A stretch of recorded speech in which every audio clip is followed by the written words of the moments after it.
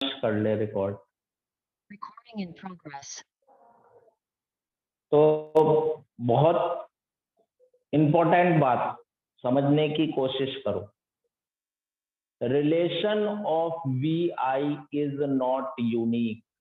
We I का relation unique नहीं है। यूनिक का मतलब more than one value of V for same I. देखो यहां देखो, कहीं भी लाइन खींच लो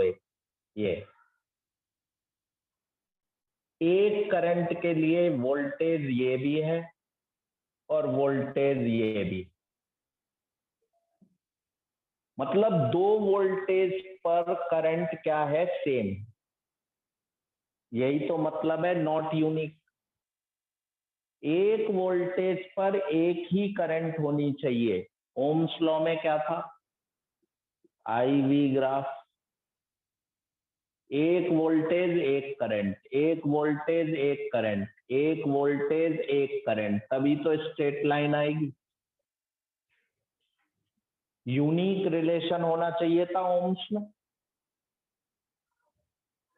लेकिन यहां पर एक करंट के लिए एक से ज्यादा वोल्टेज आ रही है। एक ही करंट है ये, इस करंट पर वोल्टेज ये भी है V1 और ये भी है वोल्टेज V2। दो वोल्टेज पर एक ही करंट है। समझ में आए? समझ में आया? Yes sir. Yes sir. अब सुनो, ये जो लाइन खींची है मैंने, फर्स्ट रीजन में V डायरेक्टली टू आई है, यानी लीनियर। ओम्स लॉ लग रहा है यहां से यहां तक, ये स्ट्रेट लाइन है बिल्कुल। तो यहां तक फर्स्ट रीजन में ओम्स लॉ लग रहा है। अब सेकंड रीजन वाली लाइन ये है यहां तक। सेकंड ये वाला, यहां से देखो, यहां से कर्व्ड होनी शुरू हो गई है, ये कर्व्ड होनी। Second reason, V is not directly to I, non-linear है। सर एक बार और बता दीजिए। हाँ बता रहा हूं। ये जो फर्स्ट रीजन यहां से यहां तक, ये यहां स्ट्रेट लाइन है, यानी linear, V directly to I हो रहा है।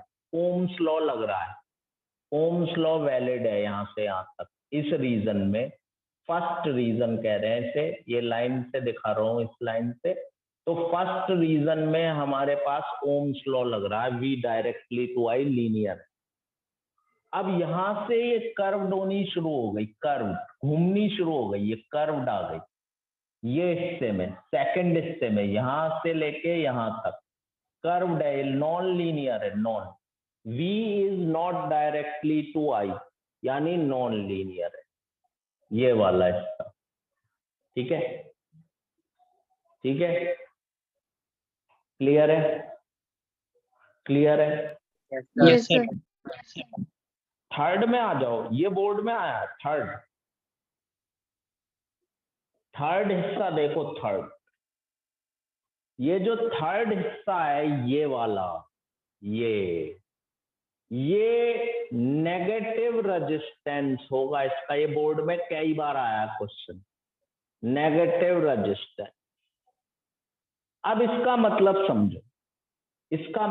समझो, थर्ड वाले का पहले लिख लो।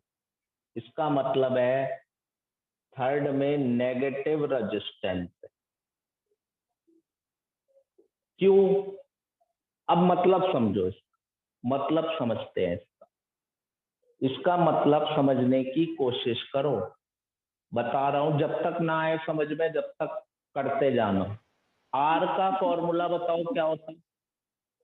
आर का फॉर्मूला क्या होता है? V by I। V by I। ठीक है, मतलब V बढ़ने पर I भी क्या होगा?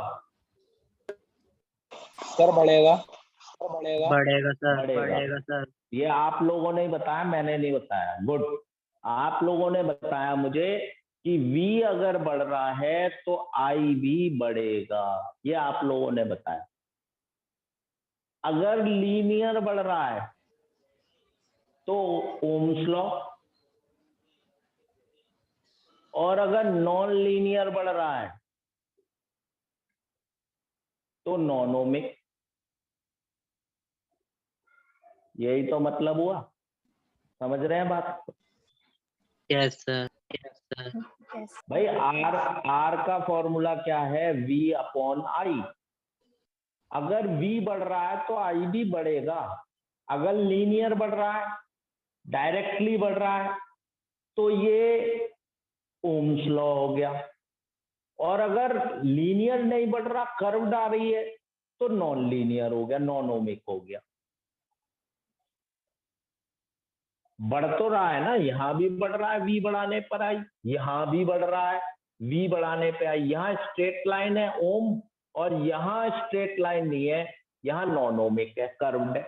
बढ़ तो दोनों में ही रहा है, V बढ़ने पर आई। क्लियर है? Yes sir. क्लियर है? लेकिन इस हिस्से में देखो यार, इस हिस्से में देखो, थर्ड में क्या हो रहा है? डिक्रीज V तो बढ़ रहा है, है, लेकिन I क्या हो रहा है? आई डिक्रीज हो रहा है। ऐसा कब हो सकता है? ऐसा कब हो सकता है कि V बढ़े और I घटे?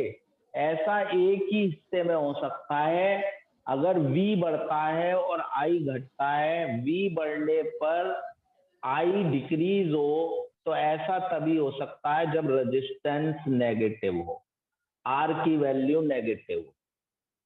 R V upon I, V बढ़े और I घटे, V बढ़े और I घटे, ऐसा तभी हो सकता है जब R नेगेटिव हो, R रेजिस्टेंस नेगेटिव, तभी तो होगा ऐसा, तभी तो होगा ऐसा। R का फॉर्मूला है V अपॉन I, R का फॉर्मूला है V अपॉन I, मतलब V बढ़े तो I भी बढ़ना चाहिए, V बढ़ने पर I भी बढ़ना चाहिए। तो अगर लीनियर बढ़ रहा है स्ट्रेट लाइन तो ओम्स लॉ, और अगर नॉन लीनियर बढ़ रहा है तो नॉन ओमिक। लेकिन ऐसा तो हो ही नहीं सकता कि V बढ़े और I घटे। ऐसा एक ही कंडीशन में हो सकता है जब R की वैल्यू नेगेटिव हो। तो इसीलिए थर्ड रीजन, जहां V बढ़ाने पर I कम हो रहा है, उसका मतलब उस हिस्से में रेजिस्टेंस हमारा नेगेटिव है। क्लियर है? Yes sir, yes sir. Yes sir new meeting send करवा दिया। अच्छा, भेज रहा हूँ।